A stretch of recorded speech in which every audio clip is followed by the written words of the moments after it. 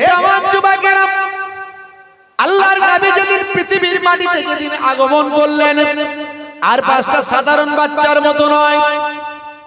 মা বাচ্চা যখন মায়ের পেটে থাকে, আর পাঁচটা সাধারণ মায়ের যে অবস্থা হয়, আম্মা জান আমিনা বলেন, আর পাঁচটা সাধারণ মায়ের মতো আমার অবস্থা হয়নি। আমার আল্লাহ কুদরতি ক্ষমতা, পাওয়ার শক্তি যে আমাকে দিয়েছেন, সেটা আমি বুঝতে পেরেছি। বাবা, হে জওয়ান যুবকেরা, হে আমার মুরব্বিয়ানেরা, শুনে রেখে দিন বাবা, জেনে রেখে দিন বাবা, যেদিন আমার দয়ার নবী পৃথিবীর জমিনে আগমন করলেন, আম্মা জান আমিনা বলেন, আমার রাসূলের চেহারা মোবারক থেকে একটা নূরের ছটা বের হতে শুরু করলো। সেই নূরের এত জ্যোতি, এত লাইট, এত আলো, আমি আরবের মক্কার কুঠুরি থেকে আমি আমিনা শাম সিরিয়ার অট্টালিকা পর্যন্ত নিজের চোখেতে আমি দেখতে পেলাম। হে তরুণ যুবকেরা, সেই দিন পৃথিবীর জমিনে অনেক অলৌকিক ঘটনা ঘটেছিল, আপনারা ওয়াজের মাধ্যমে শুনেছেন, আমি সেসব কথা বলবো না। হে জওয়ান যুবকেরা, শুনে রেখে দেন, আমাদের নবীর আগমনের খবর ইনজিল শরীফে আল্লাহ দিয়েছেন, আমাদের নবীর আগমনের খবর তাওরাত শরীফে আল্লাহ দিয়েছেন। তাই সেই জামানার আহলে কিতাবের যারা পণ্ডিত ছিলেন, তারা জানতেন যে একজন প্রফেট আসবেন, একজন নবী আসবেন। হে জওয়ান যুবকেরা, সেই সময়কার নিশানা দেখে তারা অনুভব করলেন, আহলে কিতাবের বড় বড় পণ্ডিত যারা ছিলেন, তারা বুঝতে পারলেন এই যে আখিরি জামানার পয়গম্বর, তিনি আজকের দিনে পৃথিবীতে তাশরীফ নিয়ে এসেছেন। আহলে কিতাবের পণ্ডিতেরা বুঝতে পেরে গিয়েছে, পরে তারা খবরও জানতে পেরেছিলেন। অনেক ঘটনা আছে, অনেক ব্যাপার আছে, আমি সেসব কথা বলছি না। আল্লাহর নবী বড় হতে লাগলেন। আপনাদের জানা আছে, এরপর জন্মের আগে আব্বা জান ইন্তেকাল করলেন, জন্মের 6 বছর পর আম্মা জান ইন্তেকাল করলেন। তারপরে কয়েক বছর যেতে না যেতেই দাদা জান আব্দুল মুত্তালিব ইন্তেকাল করলেন। এইভাবে যে ডাল নবী ধরেন, সেই ডালই তার চলে যায়। চাচা আবু তালেবের কাছে বড় হতে লাগলেন। চাচা আবু তালেব একেবারে বট গাছের মতো ছায়া করে আমার নবীকে বড় করতে লাগলেন। হে তরুণ যুবকেরা,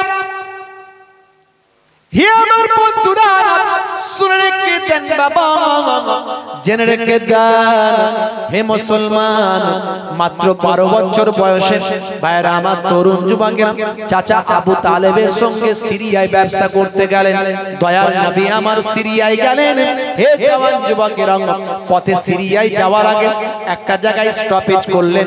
সেখানে একজন খ্রিস্টান পণ্ডিতের সঙ্গে মোলাকাত হলো।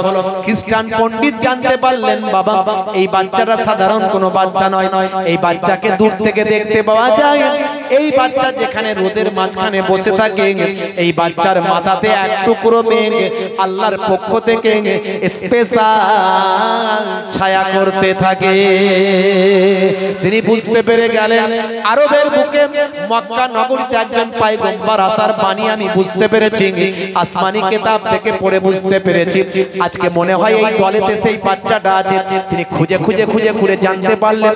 জানতে পেরে চাচা আবু তালেবকে সাবধান করলেন, করে দিয়ে বললেন, আপনি যাবেন না, আপনি আর সিরিয়ায় যাবেন না, শামে যাবেন না ব্যবসা করতে, কারণ এই বাচ্চার দুশমনও অনেক বেড়ে যাবে, এই বাচ্চার জান নিয়ে টান পড়ে যাবে, এই বাচ্চাকে অ্যাটাক করতে পারে। আপনি যাবেন না, আপনি যাবেন না, আপনি বাড়ি ফিরে যান, কারণ আমি একজন পণ্ডিত মানুষ, কিন্তু আমি একজন ভালো মানুষ। এই বাচ্চা সাধারণ কোনো বাচ্চা হবেন না, এই বাচ্চাই হবেন আখিরি জামানার পয়গম্বর। হে তরুণ যুবকেরা, চাচা আবু তালেবের সঙ্গে ব্যবসায় গিয়ে 12 বছর বয়সে জর্ডানের মাফরাক প্রদেশে, সেখানে মরুভূমির থুতু এলাকায় একটু বিশ্রাম নেবার প্রয়োজনে কোথায় বিশ্রাম নেবে? মরুভূমি এলাকা, সেখানে কোনো গাছপালা নাই, সেখানে কোনো থাকার জায়গা নাই, সেখানে কোনো বসবাসের জায়গা নাই, কোনো রেস্টের জায়গা নাই। কিন্তু ভীষণ ক্লান্ত। হে জওয়ান যুবকেরা, এই মরুভূমির ভিতরে বাবা একটু বসার জায়গা যদি পাওয়া যায় বড্ড ভালো হতো। দূরে দেখতে পাওয়া যায় একটা গাছপালা, একটা পাতাবিহীন শুকানো গাছ দাঁড়িয়ে আছে। এই শুকানো গাছকে লক্ষ্য করে কয়েকজন সেখানে গিয়ে হাজির হলেন।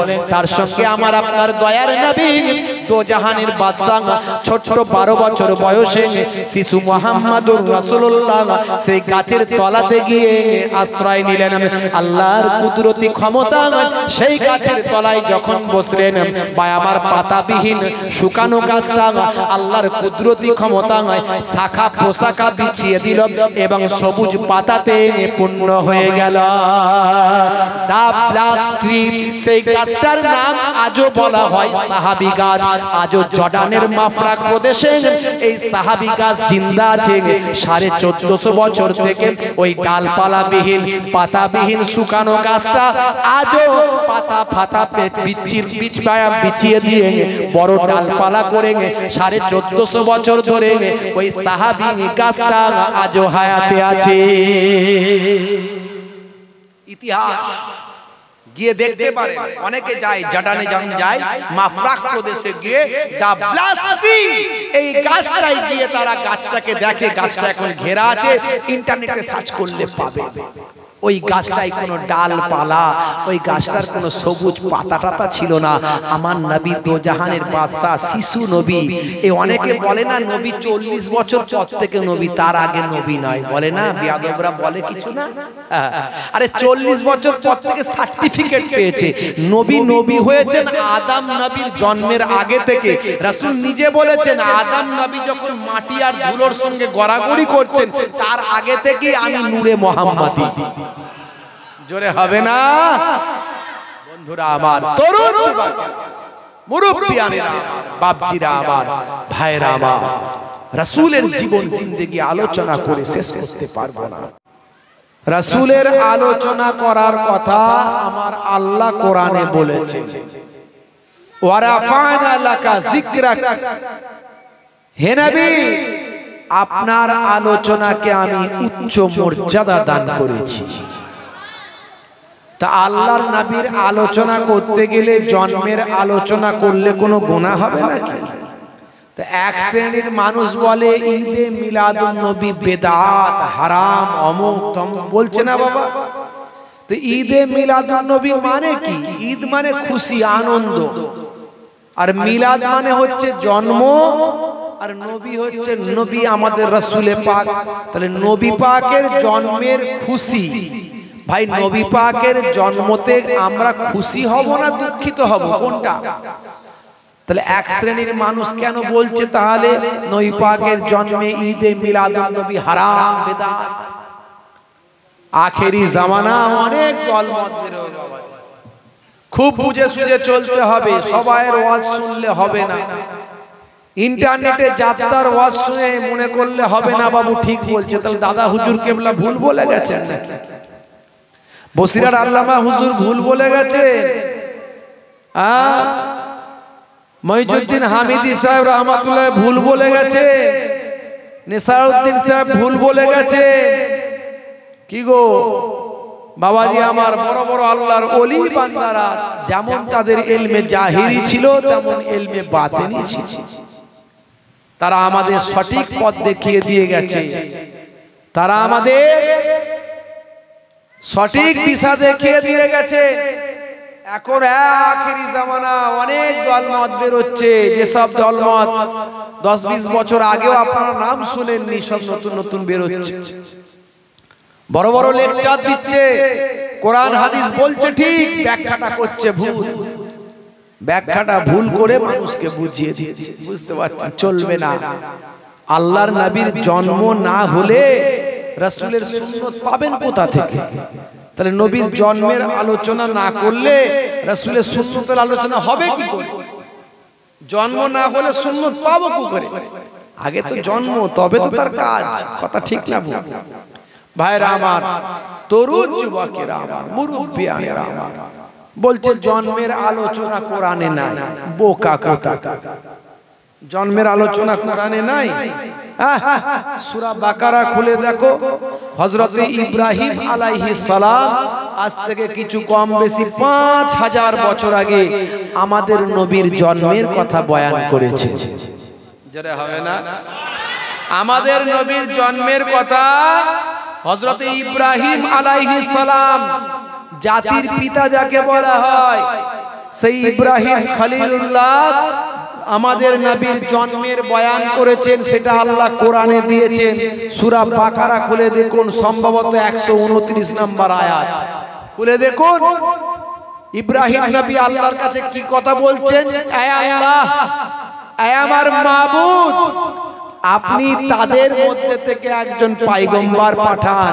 মানে পয়গম্বরের জন্মদিন পাঠান, মানে কি জন্মদিন দুনিয়াতে পাঠান। রব্বানা ওয়াবআস ফীহিম রাসূলাম মিনহুম ইয়াতলু আলাইহিম আয়াতিকা ওয়া ইউআল্লিমুহুমুল কিতাবা ওয়াল হিকমা ওয়া ইউযাক্কিহিম। হে আমার রব, তাদের মধ্যে থেকে আপনি একজন রাসূল পাঠান। ইয়াতলু আলাইহিম আয়াতিকা, যিনি তেলাওয়াত করবেন আপনার আয়াত। ওয়া ইউআল্লিমুহুমুল কিতাবা ওয়াল হিকমা, এবং যিনি তালিম দেবেন কিতাবের এবং হিকমার। ফায়ুযাক্কিহিম, যাতে করে মানুষ পরিশুদ্ধ হয়ে যায়। তাহলে আমাদের নবী যাতে দুনিয়াতে আসেন, তার জন্ম হয়, তার জন্য আল্লাহর দরবারে প্রার্থনা করলেন কে? হযরত ইব্রাহিম খলিলুল্লাহ। আরো ডিটেইলস শুনবেন, নবী যে আসবেন, নবীর যে জন্ম হবে, আরো ডিটেইলস আল্লাহ কোরআনে বলেছেন। কোরআনের থেকে বড় দলিল আর কিছু নাই। সূরার নাম সূরা আস-সাফ, আয়াত নাম্বার হলো 6। সেখানে হযরতে ঈসা রূহুল্লাহ বলছেন, ওয়া মুবাশশিরাম বিরাসূলিন, তিনি সুসংবাদ দিলেন একজন পয়গম্বরের। তার সম্পর্কে সুসংবাদ দিয়ে কি বলছেন? হে মানুষেরা শুনে রেখে দাও, ইয়াতি মিন বাদিসমুহু আহমদ, আমার পরে একজন পয়গম্বর আসবেন যার নাম হবে আহমদ। অর্থাৎ আমার পরে একজন নবীর বিলাদাত হবে, জন্ম হবে, আমার পরে একজন নবী আসবেন। তাহলে নবী যে আসবেন, তার যে জন্ম হবে, ইব্রাহিম নবী বললেন, ঈসা নবী বললেন, এরকম অনেক আলোচনা আল্লাহর কোরআনে আছে। বোকারা বলে কোরআনে নাকি নবীর মিলাদ নাই। বুঝতে পারছেন? নবীর মিলাদ না থাকলে সারা পৃথিবীতে মিলাদ হতো। বলছে আরবে হয় না, মক্কায় হয় না, মদিনায় হয় না। বোকারা জানে মসজিদে নববীর ইমাম সাহেব তিনি আল্লাহর নবীর বিলাদাত নিয়ে ভাষণ দিয়েছেন, জানে কিছু? জানে না। বন্ধুরা আমার, তরুণ যুবকেরা আমার, সারা পৃথিবীতে রাসূলের বেলাদাত, রাসূলের সিরাত নিয়ে আলোচনা হচ্ছে। আমরা মিলাদ মানে, বেলাদাত মানে আমরা রাসূলের শান নিয়ে আলোচনা করি, মর্যাদা নিয়ে আলোচনা করি, রাসূলের জীবন জিন্দেগি নিয়ে আলোচনা করি। ঈদে মিলাদুন নবী মানে ডিজে বাজিয়ে হৈ হৈ করা নয়। ঈদে মিলাদুন নবী মানে আপনার ফুর্তি আমোদ করে হৈ হৈ করবে, রাস্তাঘাটে ছেলে মেয়ে একদম ভিড় ভিড়াট্টা করে নাচ গানের আসর করবে না।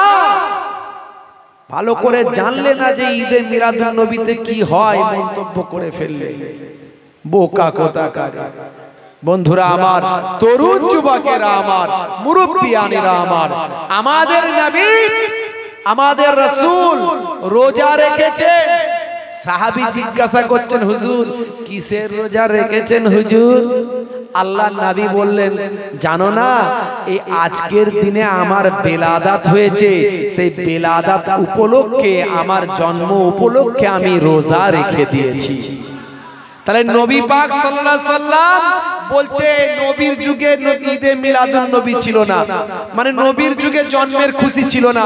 আমার নবী নিজের জন্মের খুশিতে নিজে রোজা রেখেছে। জোরে হবে না?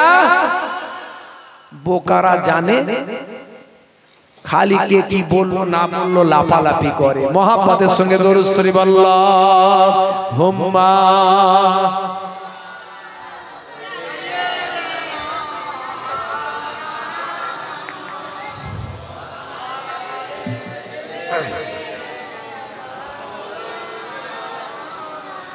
জন্ম আমার নবীর যুগে হলে কেমন হতো,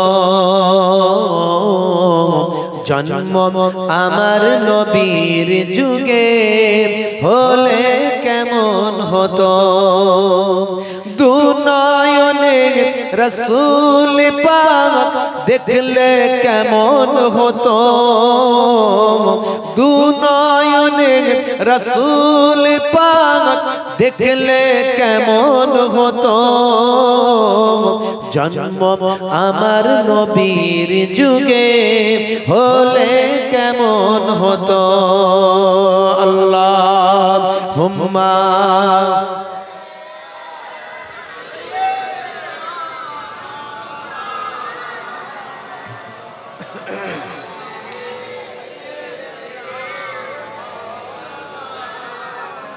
শুনতাম আমি হযরতে বেলালের মধুর আযান, সেই আযানে এত মধু মুগ্ধ রহমান।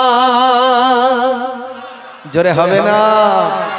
শুনতাম আমি হযরতে বেলালের মধুর আযান, সেই আযানে এত মধু মুগ্ধ রহমান।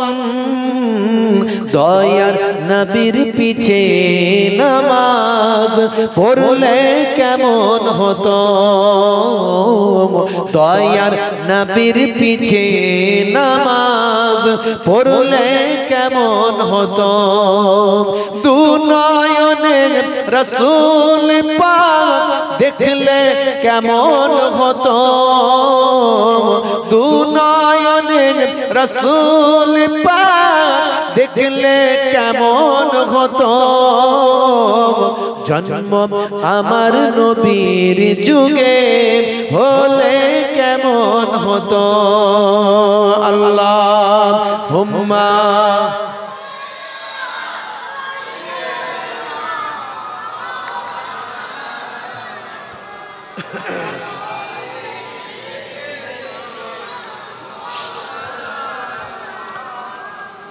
বাইরে আমার তরুণ যুবকেরা, আমার মুরব্বিয়ানেরা আমার শুনে রেখে দেন, দয়ার নবীর আলোচনা থেকে আমাদের জীবন জিন্দেগিতে শিক্ষা গ্রহণ করতে হবে। বিশ্ব নবীর জীবন জিন্দেগি পর্যালোচনা আলোচনা করে আমাদের জীবন জিন্দেগিতে বাস্তবায়িত করতে হবে। হে তরুণ যুবকেরা, হে আমার বন্ধুরা, শুনে রেখে দিন বাবা, জেনে রেখে দেন, বিশ্বনবী আমার 570 খ্রিস্টাব্দে পৃথিবীর জমিনে এসেছেন। এই 570 খ্রিস্টাব্দের আগে হে জওয়ান যুবকেরা, কিছু কম বেশি প্রায় 500 বছর আগে যে পয়গম্বর এসেছিলেন, সেই পয়গম্বরের নাম হলো হযরতে ঈসা রূহুল্লাহ। হযরতে ঈসা রূহুল্লাহ আমাদের নবীর কিছু কম বেশি 500 বছর আগে এসেছিলেন পৃথিবীর জমিনে। মাত্র তিনি 34-35 বছর পৃথিবীতে ছিলেন। তারপরে আমার আল্লাহ জালেমদের অত্যাচার বেড়ে গেল, ঈসা নবীকে হত্যা করার জন্য তারা ব্যতিব্যস্ত হয়ে পড়ল। বাইতুল মুকাদ্দাসের পাশে একটা ঘরেতে আল্লাহর নবী হযরতে ঈসা রূহুল্লাহ ঢুকে পড়লেন। আর যে জালেমরা সবচেয়ে বেশি মারার চেষ্টা করেছিল, যে জালেম সবচেয়ে বেশি ঈসা নবীকে আগে মেরে ফেলার জন্য ঢুকেছিল, আল্লাহ ঈসা নবীকে কয়েকজন ফেরেশতা দিয়ে আসমানে তুলে নিলেন, আর ওই বদমাইশের চেহারাটা ঈসা নবীর মতো করে দিলেন। এই ঈসা নবীর মতো করে দেওয়ার পরে অন্যান্য জালেমরা তাকে ঈসা নবী ভেবে হত্যা করে ফেললো, ক্রুশবিদ্ধ করে দিল একদম। যাকে বুঝতে পারছেন?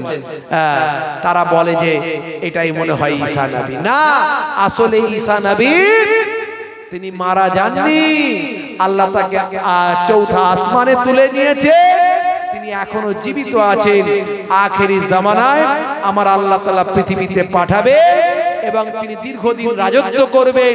তিনি যখন ইন্তেকাল করবে, মদিনা শরীফে আমাদের রাসূলের পাশে একটা জায়গা ফাঁকা আছে, ওই জায়গাটাতে ঈসা রুহুল্লাহর রওজা হয়ে যাবে। বুঝতে পারছেন? তো আমি বেশি আলোচনা করতে গেলে অনেক সময় চলে যাবে, খুব সংক্ষেপে সংক্ষেপে একটু একটু করে বলে যাব, লম্বা চওড়া নয়। আপনারা আমার পূর্বের বক্তা মুহতারাম হযরত কে ওয়াজ করছিলেন, মাওলানা মিজানুর রহমান সাহেব, উনি অনেকটা জীবন জিন্দেগি রাসূলের বলেছেন, আমি সেদিকে বেশি যাব না। তো এই হযরত ঈসা রুহুল্লাহকে একদল মেরে ফেলার জন্য তৈরি। যারা মেরে ফেলতে চেয়েছিল তারা হলো ঈসাই। ঈসাই যারা মেরে ফেলতে চেয়েছিল তারা হলো ইহুদি। যারা ঈসা নবীকে মেরে ফেলার জন্য অস্থির হয়েছিল তারা হলো ইহুদি। আর যারা ঈসা নবীকে বাঁচাতে চেয়েছিল তারা হলো নাসারা। এই যে খ্রিস্টান আর ইহুদি আছে, নাসারা হলো খ্রিস্টান। যারা ঈসা নবীকে বাঁচাতে চেয়েছিল, তাই ওই ক্রুশবিদ্ধ ছবিটা তার গির্জাতে আছে, দেখবেন গির্জায় ক্রুশবিদ্ধ ছবিটার সামনে রেখে তারা প্রার্থনা করে। এরা হচ্ছে বাঁচাতে চেয়েছিল ঈসা নবীকে, এই জন্য এরা হলো খ্রিস্টান নাসারা। আর যারা ঈসা নবীকে মেরে ফেলতে চেয়েছিল তারা হলো ইহুদি। ওই ইহুদিরা অনেক নবীদের হত্যা করেছে। এই ইহুদিটা কোথা থেকে এলো জানেন? এই ইহুদি নাসারা এগুলো আগে ছিল না, সব হযরতে ইউসুফ নবীর পর থেকে, মানে ইয়াকুব নবীর সন্তান ছিল 11টা, তার মধ্যে একটা সন্তানের নাম হলো ইয়াহুদা। ওই ইয়াহুদার বংশধররা হলো ইহুদি। এই ইহুদি থেকে এসে ঈসা নবীকে যখন হত্যা করতে শুরু করলো, হত্যা করতে চেষ্টা করলো, যারা বাঁচানোর চেষ্টা করেছিল তারা হলো নাসারা খ্রিস্টান, সেখান থেকে খ্রিস্টান ধর্ম চলে এলো। আর যারা ঈসা নবীকে হত্যা করতে চেষ্টা করেছিল তারা ওই আগের ইহুদিরা। বুঝতে পারছেন? আর ইসলাম ধর্মটা এসেছে বাবা আদম আলাইহিস সালাতু ওয়াস সালাম থেকে। অনেকে মনে করে আমাদের নবী থেকে ইসলাম ধর্ম, না, তারা জানে না। আল্লাহর মনোনীত ধর্মের নাম হলো ইসলাম। ইন্নাদ দীনা ইনদাল্লাহিল ইসলাম। পৃথিবীর প্রথম পুরুষ হযরতে আদম নবী, আমাদের আদি পিতা, সেই আদম নবী থেকে ইসলাম এসেছে। আর ইসলাম কমপ্লিট হয়েছে, পরিপূর্ণতা লাভ করেছে আমার আপনার বিশ্ব নবীর হাত ধরে। বন্ধুরা আমার, জওয়ান যুবকেরা আমার, মুরব্বিয়ানেরা, তো ঈসা নবী আকাশে উঠে গেলেন আর আমাদের নবী আসছেন 500 বছর পর। এই যে 500টা বছর, এই 500টা বছরে ইসলাম প্রায় মুছে গিয়েছিল, ইসলাম ধর্ম প্রায় মুছে গিয়েছিল। তখন তো ইসলাম ধর্ম বলতে আল্লাহর ধর্ম, যেটা আল্লাহ প্রদত্ত দেওয়া ধর্ম, ঈসা নবীর প্রদত্ত ধর্ম। তখন ঈসা নবীর কাছে ইনজিল শরীফ এসেছে, সেই আহলে কিতাব, তার মানে সবাই শান্তির ধর্ম মেনে চলে এসেছে। তো সেই ধর্ম, সেই সততা, নম্রতা, ভদ্রতা প্রায় মানুষের কাছ থেকে হারিয়ে গেছে। মানুষ আর সেসব মানে না কিছু।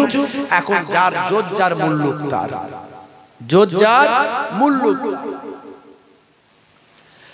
হে তরুণ যুবকেরা, হে আমার বন্ধুরা, শুনে রেখে দিন বাবা, আরবের বুকে আইয়ামে জাহেলিয়াত চালু হয়ে গেছে। মানুষ যা ইচ্ছা তাই করে, অন্যায় অত্যাচার পাপাচার লুকাচার মেরে নেওয়া কেড়ে নেওয়া এমন কেন অপরাধ নাই যে তারা করে না। হে জওয়ান যুবকেরা, হে আমার মুরব্বিয়ানেরা, সেই সময় একজন পুরুষ বহু নারীর সঙ্গে সম্পর্ক তৈরি করত, একজন নারী বহু পুরুষের সঙ্গে সম্পর্ক তৈরি করত। আইয়ামে জাহেলিয়াতের যুগে নারী জাতির জন্ম হওয়াটা অপরাধ মনে করত। কোন কন্যা সন্তানের জন্ম হলে হাজার হাজার কন্যা সন্তানকে তারা জ্যান্ত হত্যা করে ফেলত। এই রকম অপরাধময় একটা সময় তাদের মধ্যে থেকে যাচ্ছে, যে সময় ক্ষমতার বলে তারা বলিয়ান ছিল। যার জোর বেশি তার মুল্লুক বেশি, যার ক্ষমতা বেশি তার রাজত্ব বেশি। এই রকম একটা মানসিকতা তাদের মধ্যে ছিল। কোন রকম তাদের মধ্যে নম্রতা, ভদ্রতা, সততা বলে জিনিস ছিল না। হে তরুণ যুবকেরা, একজন মানুষকে যদি কেউ হত্যা করে ফেলত, তার বিনিময়ে তারা 100 মানুষকে হত্যা করত। ভাই আমার, দোস্ত আমার, শুনে রেখে দেন, সেই সময় মানুষ অশ্লীলতা অন্যায়ের মধ্যে মেতে উঠেছিল। কেউ যদি ধর্ষণ করত, সেই ধর্ষণ করাকে তারা পাপ মনে করত না। সেই ধর্ষণ করার খবরটা তারা জনসমুখের মাঝখানে, জনসমাগমের মাঝখানে সেই ধর্ষণ করার খবরটা তারা প্রচার করত। এতে তাদের বিরোধের প্রকাশ করত। কেউ যদি চুরি করত, সেই চুরি করার খবরটা জনসমুখের মানুষের মাঝখানে তারা ভাই আমার চুরি করার খবরটা প্রকাশ করত, নিজের বিরোধ প্রকাশ করত। এইভাবে ভাই আমার তখনকারের যুগে তারা অনেক কবিতা লেখায়, সাহিত্যে ভাই আমার লেখালেখিতে অনেক পারদর্শী ছিল। তারা ভাবুক ছিল, কবি ছিল। তাই কবিরা নিজেদের কবিতার মাধ্যমে ওই সমস্ত তাদের বিরোধের কথা তারা প্রকাশ করত। তারা এটাকে অপরাধ মনে করত না, তারা এটাকে অন্যায় মনে করত। হে তরুণ যুবকেরা, এই রকম দুর্দিনের দুঃসময়েতে, অপরাধময় যুগেতে আমার আল্লাহ তাআলা যখন ঠিক করলেন আখিরি জামানার পয়গম্বরকে পাঠাবেন, জগতের শেষ নবীকে পাঠাবেন, যেদিন আমার আল্লাহ নারাজ হয়ে গিয়েছিলেন, আরবের মানুষের উপর আমার আল্লাহ নারাজ হয়েছিলেন। এই আমার আল্লাহ আরবের মানুষের বিভিন্ন অন্যায়, অত্যাচার, পাপাচারের কারণে নারাজ হয়ে গিয়ে আমার আল্লাহ আসমানের রহমতের দরজায় তালা মেরেছিলেন। দীর্ঘদিন ধরে আকাশ থেকে পানি বর্ষণ হয় না,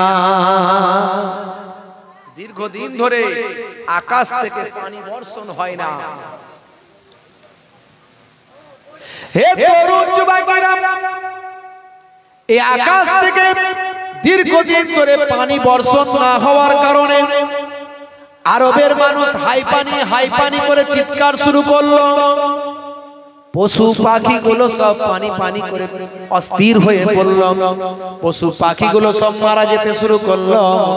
সবুজ গাছপালাগুলো সব জ্বলে পুড়ে হলুদ হয়ে গেল। ফসল ফল ফলাদি সব নষ্ট হয়ে গেল। মাঠ ঘাট সব ফেটে চৌচির হয়ে গেল। কোন রকম ফসল ফলাদি কিচ্ছু আরবের বুকে আর জন্মায় না। হে তরুণ যুবকেরা, আরবের মানুষ ভাই আমার কষ্টে জীবন যাপন করতে লাগলো। তারা আল্লাহর দরবারে হাই পানি বলে চিৎকার করতে লাগলো। এইভাবে বহুদিন কাটতে লাগলো। যেদিন দয়ার নবী, ময়ার নবী, রাহমাতুল লিল আলামিন, আখিরি জামানার পয়গম্বর, জগতের শেষ নবী, আপনার আমার নবী, নূর নবী, জনাবে মুহাম্মদুর রাসূলুল্লাহ সাল্লাল্লাহু আলাইহি ওয়াসাল্লাম মাতৃগর্ভে স্থান নিলেন। সেদিন আমার আল্লাহ খুশি হয়ে গেলেন, সেদিন আমার আল্লাহ রাজি হয়ে গেলেন। হে আকাশের ফেরেশতারা, শুনে রেখে দাও, আমার রাহমাতুল লিল আলামিন মাতৃগর্ভে স্থান নিয়েছে। আজ আমি খুশি হয়ে গেছি। হে মালায়েকা ফেরেশতারা, তোমরা খুশি হয়ে যাও, তোমরা রাজি হয়ে যাও। জমিনকে আমি আল্লাহ শান্ত করতে চাই, জমিনকে আমি আল্লাহ খুশি করতে চাই। আকাশবাসী তোমরা খুশি হও, জমিনবাসীকেও আমি আল্লাহ খুশি করতে চাই। হে রহমতের দরজার ফেরেশতা যা দায়িত্বে আছো, যাও যাও যাও, রহমতের দরজার তালাখানা খুলে দাও। দাও আকাশ থেকে অফুরন্ত পানি জমিনের বুকে পানিতে তোমরা ভরিয়ে দাও। আকাশ থেকে অফুরন্ত পানি জমিনে নাজিল হতে শুরু করলো। এই পানি পেয়ে আরবের মানুষ আনন্দে আত্মহারা হয়ে গেল। পশু পাখিগুলো আনন্দে নৃত্য করতে নাচতে শুরু করলো। সবুজ গাছগাছালিগুলো যে হলুদ হয়ে গিয়েছিল, সেই হলুদ গাছগুলো আবার পুনরায় সবুজ হয়ে ফল ফুল পরিশোভিত করলো। আরবের মানুষ আনন্দে আত্মহারা হয়ে ওই বছরের নাম দিল সানাতুল ফাতহ ওয়াল ইফতিহার। জিহাদ জয় এবং আনন্দের বছর নামে তারা অভিহিত করল। আমার নবী পৃথিবীতে এসেছেন, সবাই খুশি, কথা ঠিক না ভুল? আমরা খুশি নয়? নবী না এলে আমরা দিন পেতাম, নবী না পেলে আমরা কোরআন পেতাম।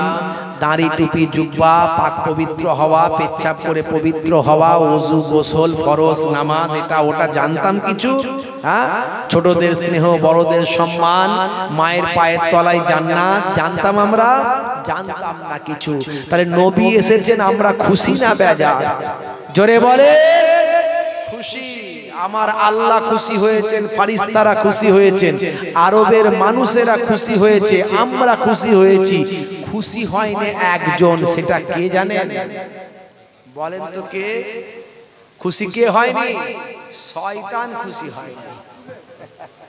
আবু জাহিলও খুশি হয়েছিল, নবী যখন এসেছিল আবু লাহাবও খুশি হয়েছিল। আবু লাহাবের দাসী প্রথম তার আবু লাহাবকে গিয়ে ভাতিজার খবর দিয়েছিল, জানো আমার মালিক তোমার এক ভাতিজা হয়েছে, চেহারা পূর্ণিমার চন্দ্রের মতো চমকাচ্ছে। এ খবর শুনে আবু লাহাব তার দাসীকে বলল, তুই একটা ভালো খবর দিলি, যা এই খবরটা দেওয়ার কারণে আমি তোকে আজাদ করে দিলাম। আগেকারের যুগে গরু ছাগল যেমন কেনা হয়, মানুষ কেনা হতো। মানুষের দাম বেশি না গরু ছাগলের দাম বেশি? মানুষের দাম বেশি, অনেক টাকা দিয়ে মানুষ কিনতে হতো। সেই মানুষ কেনা মানুষকে আজাদ করলো নবী পাকের খুশিতে, আমার ভাতিজা হয়েছে খুশিতে আজাদ করে দিয়েছিল। এই খুশি হয়ে আজাদ করেছিল বলে আমার আল্লাহ তাআলা আবু লাহাবের সপ্তাহে একদিন করে একটু আযাবটা কমিয়ে দেয়। জোরে হবে না? সবাই খুশি, শুধু খুশি হয়নি একজন, সেটা কে? জোরে বলেন কে? শয়তান খুশি হয়নি। দরুদ শরীফ আল্লাহুম্মা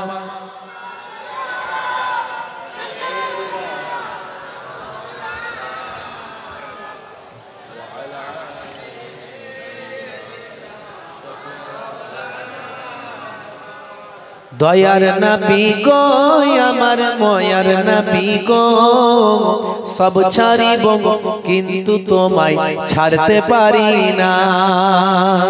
সব ছাড়িব কিন্তু তোমায় ছাড়তে পারি না। ছাড়িনি ছাড়ব না, ছাড়তে পারি না। ছাড়িনি ছাড়ব না, ছাড়তে পারি না। সব ছাড়িব কিন্তু তোমায় ছাড়তে পারি না। জোরে হবে না? मेरा नबी सबसे बड़ा सब नबियों पर। সব নবীদের থেকে আমাদের নবীকে আল্লাহ শ্রেষ্ঠ করেছিলেন, কথা ঠিক না ভুল? নবিউল আম্বিয়া করেছিলেন, এসেছিলেন সবার পরে। আর আমার আল্লাহ নবীর নূরকে সৃষ্টি করেছেন সবার আগে। জোরে হবে না? নবী পাকের নূরকে আল্লাহ সৃষ্টি করেছেন সবার আগে।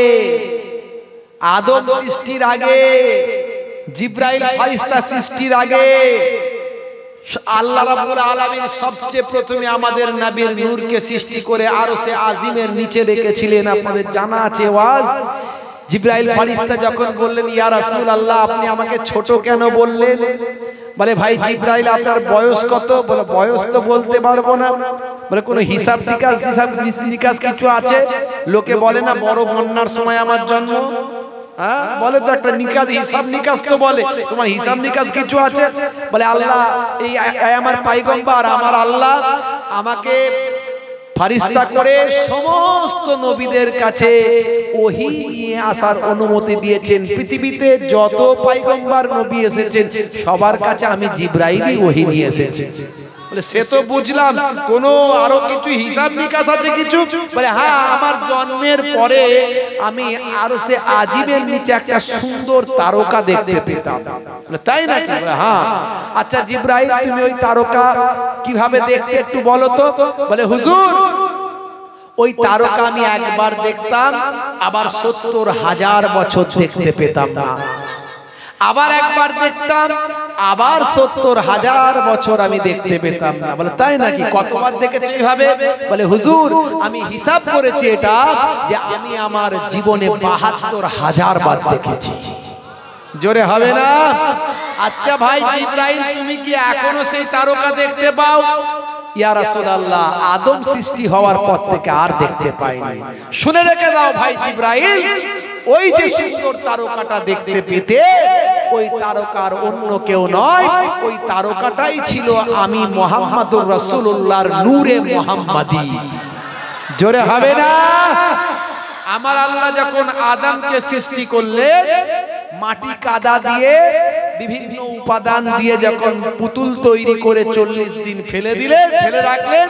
ভাইরা আমার, তরুণ যুবকেরা আমার, মাটির বিড়াল পুতুল করে যখন ফেলে রাখলেন, খনখনে হয়ে গেল, ঠনঠনে হয়ে গেল।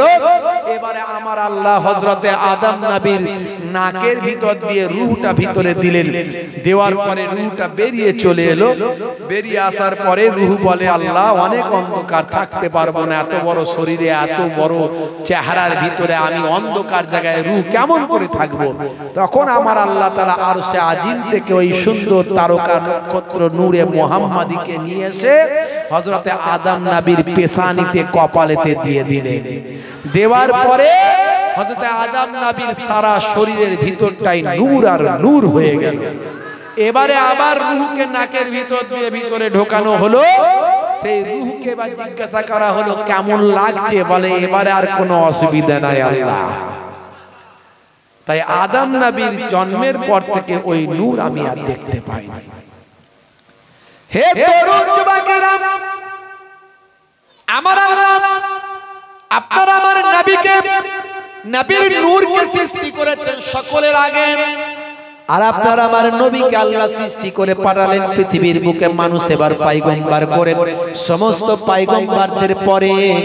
তাই পয়গম্বরদের শেষে আমার আল্লাহ আপনার আমার নবীকে সৃষ্টি করলেও বাইতুল মুকাদ্দাসে সমস্ত নবীদের রূহকে একত্রিত করে সমস্ত নবীদের ইমাম বানিয়ে দিলেন। আপনার আমার নবী সমস্ত পয়গম্বরদের ইমাম হয়ে নামাজ পড়ালেন। মুহাম্মাদুন সাল্লাল্লাহু আলাইহি সাল্লাম ইমামুল মুরসালিন, সমস্ত রাসূলদের ইমাম, নেতা। তাই এসেছেন সবার শেষে, কিন্তু সকলের নেতা হয়ে এসেছেন। मेरा नबी सबसे बड़ा सब नबियों पर रहमतुल लिल आलमीन भेजा है परवर। जोरे हवे ना, अरे जोरे हवे ना। मेरा नबी सबसे बड़ा सब नबियों पर रहमतुल लिल आलमीन भेजा है परवर। सब ছাড়িব কিন্তু তোমায় ছাড়তে পারি না, সব ছাড়িব কিন্তু তোমায় ছাড়তে পারি না। ছাড়িনি ছাড়ব না ছাড়তে পারি না, ছাড়িনি ছাড়ব না ছাড়তে পারি না। সব ছাড়িব কিন্তু তোমায় ছাড়তে পারি না। আল্লাহুম্মা সাল্লি আলা